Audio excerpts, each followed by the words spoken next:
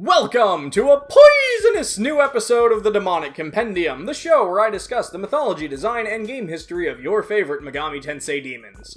We all know demons can be summoned for many reasons. Some people want money, or knowledge, or a night of companionship, but sometimes it really is as simple as someone wanting someone else dead. And for better or worse, this demon has made that goal into his bread and butter. So make sure you stay inside that magic circle, because today, we're talking about Andras. Andras is one of the 72 demons of the Goetia, from the Lesser Key of Solomon, much like previously discussed demons Orobas and Dekarabia.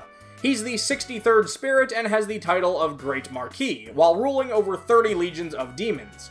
He is described as a naked humanoid with angel wings and the head of an owl, or sometimes a raven. He's also known for carrying a big sword and riding atop a pitch-black wolf. While the roles of the 72 demons tend to vary, Andras is widely considered to be one of the most dangerous. Unless proper precautions are taken, Andras will slaughter his caster and anyone else who happens to be in the room without hesitation. It's imperative that summoners have a protective circle drawn around them and do not leave it under any circumstances. Andras will say or do whatever he can to get you to leave the circle, but you must not for any Hey wait, is that a Philly cheesesteak? I'll be right back. Wait a minute. But you might be wondering what Andras actually does. Surely people don't summon him just so he can kill them, right? Of course not. They summon him so he can kill other people. Once a deal has been made with Andras, he will make it his mission to track down and kill whomever his summoner requests of him. It's widely believed that Andras is often summoned by people in positions of power, and even various military members, and on the grandest of scales, his special skills have even been used to kickstart massive wars. Another facet of Andras' skill set is the power to ignite anger and hatred in people, sending them into violent frenzies. Essentially, this demon is perfectly capable of creating massive waves of death and destruction, both directly and indirectly. So we here at the Demonic Compendium would like to send out this PSA. Do not mess with Andras. Just don't do it. Andras' Compendium entry from Persona 5 Strikers refers to him as one of the 72 demons of the Goetia. The Great Marquis of Hell, he appears where there is battle to stoke the hatred within soldiers. He helps defeat the enemies of those who summon him.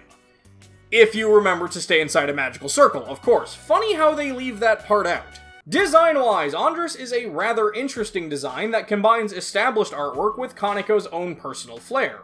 Like many other demons in the series, Kaneko took aspects of the design from French artist, I'm sorry I still don't know how to pronounce his name, Louis Breton's interpretation of Andras. As we can plainly see, the Megami Tensei Andras is lacking quite a few key features, like the shining sword and black wolf mount. Something I find a bit interesting is Colin Duplancy, who wrote the Infernal Dictionary that Breton's illustrations are featured in, actually described Andras as having the head of a wood owl, but both Breton and Kaneko opted to give him the head of a horned owl instead, perhaps something closer to the Eurasian eagle owl. The main thing to me that makes Andras' design stand out is in its color palette. That magenta body contrasting with the teal and gold is super memorable to me, and honestly makes him one of my favorite Kaneko designs of the 72 demons of Goetia. Then there's also his pose. While Andras isn't wielding a sword or riding a wolf, there's something immensely intimidating about his firm, cross-armed stance. It's close enough to the old art to be recognizable, but has a few fantastic touches that really help it stand out on its own. Nice job, Kaneko. As far as game history goes, Andras does have quite a few appearances and some interesting moments, but much like the other 71 of his colleagues, I feel like we haven't gotten the one game that best captures who he is in regards to his mythology.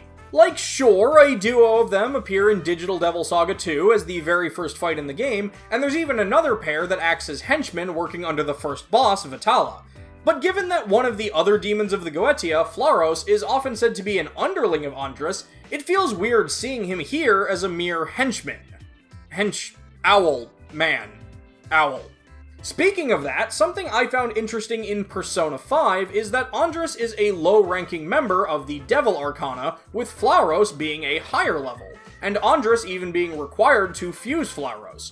But in Persona 5 Royal, Flaros' level was lowered, and Andras was made quite a bit stronger and up the totem pole, and that fusion requirement was gotten rid of. I guess somebody at Atlas read up on the hierarchy of things and decided to act on it. There's no real plot or even significance to this, but it was sort of a nice touch that I appreciated seeing, whether or not it was intentional. In both games, his shadow self is known as Menacing Owlman, which is technically fitting, but I feel like they've had more creative shadow names than this one.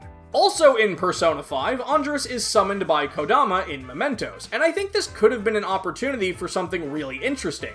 Like if the Andras were much stronger and actually focused on attacking the Kodama before the Phantom Thieves. This would have been a really neat nod to his mythology, but it's not, so I'll just move on. On the subject of Persona, in Persona 4 and Persona 4 Golden, Andras is simply known as Andra. While many demons do have alternate names and spellings throughout different regions and just through the passage of time, the name Andra isn't really used by itself, but instead is part of a lengthier name, Andra Inannes, and yes, I probably pronounced that wrong. Andras also appears in a much more subtle way as the demonic figure on the cover of a video game or DVD seen on Yu Narukami's shelf. Despite it all, though, the best role Andras has had in the franchise is actually in the MMO title Shin Megami Tensei Imagine. Andras originally worked for the innocent Setsu, much like several other demons of the Goetia, but is eventually recruited by Setsu's younger sister, Azura, as her main demon partner.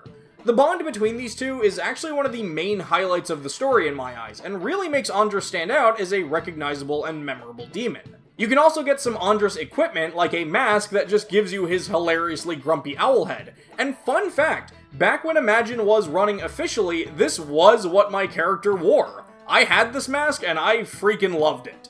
And so there you have it, Andras, the oppressive, officious owl overlord ordering onslaughts of overwhelming odiousness.